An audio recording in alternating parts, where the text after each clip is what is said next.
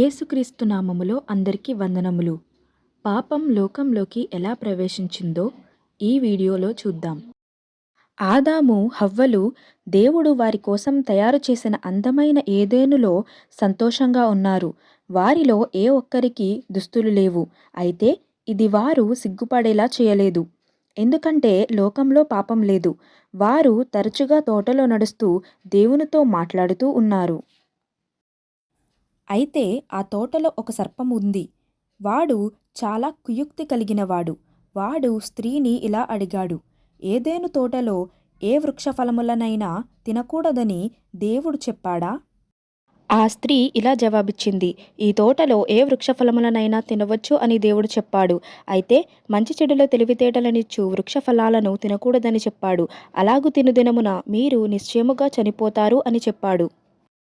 సర్పం స్త్రీతో ఇలా అంది, ఇది సత్యం కాదు. మీరు చావనే చావరు. మీరు ఈ ఫలమును తిను దినమున మీరు దేవుని వలె మారతారని, ఆయనకు వలె మంచి చెడులను తెలుసుకొందురని దేవునికి తెలుసు అని చెప్పింది.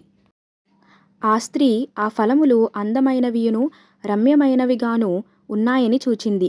జ్ఞానం కలిగి ఉండాలని వాటిలో కొన్నింటిని తిని తన భర్తకును ఇచ్చింది. అతడు కూడా తిన్నాడు. వెంటనే వారి కన్నులు తెరవబడ్డాయి. వారు దిగంబరులుగా ఉన్నారని గుర్తించారు.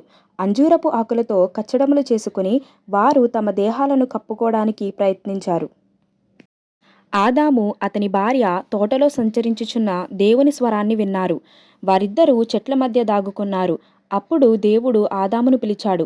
ఎక్కడ ఉన్నావు అన్నాడు. అందుకు ఆదాము ఇలా జవాబిచ్చాడు, నీ స్వరమును వినినప్పుడు నేను దిగంబరిగా ఉన్నాను, కనుక భయపడి దాగుకొంటిని అని అన్నాడు. అప్పుడు దేవుడు ఇలా అడిగాడు, నీవు దిగంబరివని నీకు తెలిపినవాడెవడు? నీవు తినకూడదని నేను నీకాజ్ఞాపించిన వృక్షఫలములు తింటివా అని దేవుడు అడిగాడు.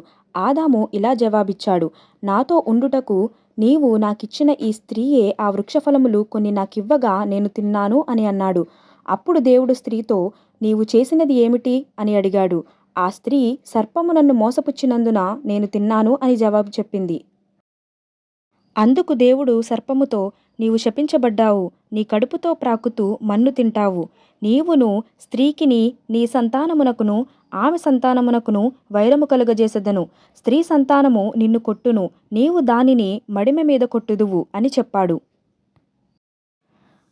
ఆ స్త్రీతో దేవుడిలా అన్నాడు, నీ ప్రసవ వేదనను నేను తప్పక అధికం చేస్తాను. నీ భర్త పట్ల నీకు వాంఛ కలుగుతుంది. అతడు నిన్ను ఏలుతాడు అని చెప్పాడు. ఆ మనిషితో దేవుడు అన్నాడు, నీవు నీ భార్య మాట విని నేను నీకాజ్ఞాపించి తినవద్దన్న చెట్టు ఫలాన్ని తిన్నావు గనుక నీ కోసం భూమి శాపానికి గురి అయింది. నీవు బ్రతికే కాలమంతా కష్టించి దాని ఫలం తింటావు. నీ ముఖాన్న చెమటోడ్చితే నీకు ఆహారం దొరుకుతుంది. నిన్ను నేల నుంచి తీయడం జరిగింది గనుక నీవు నేలకు మళ్ళీ చేరే వరకు ఇలాగే ఉంటుంది. నీవు మట్టివి, మట్టికి తిరిగిపోతావు.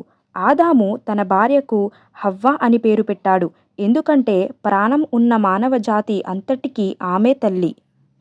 అప్పుడు దేవుడు ఇలా అన్నాడు, ఇదిగో ఈ మానవుడు మేలు కీడులు తెలుసుకోవడంలో మన వంటి వాడయ్యాడు. ఇప్పుడతడు తన చెయ్యి చాచి జీవవృక్ష ఫలాన్ని తీసుకుని తిని శాశ్వతంగా బ్రతకకూడదు. అందుచేత దేవుడు అతన్ని ఏదెను తోట నుంచి పంపివేశాడు. జీవవృక్షం ఫలాలను తినకుండా ఉండడానికి, జీవవృక్షం దగ్గరికి వెళ్లే మార్గానికి కావలిగా ఉండడానికి శక్తివంతమైన దేవదూతలను ఉంచాడు. పాపం లోకంలోకి ఎలా ప్రవేశించిందో ఈ వీడియో ద్వారా అర్థమైందని ఆశిస్తున్నాము. మరిన్ని బైబిల్ స్టోరీస్ కోసం మా యూట్యూబ్ ఛానల్ని సబ్స్క్రైబ్ చేసుకోండి. Praise the lord.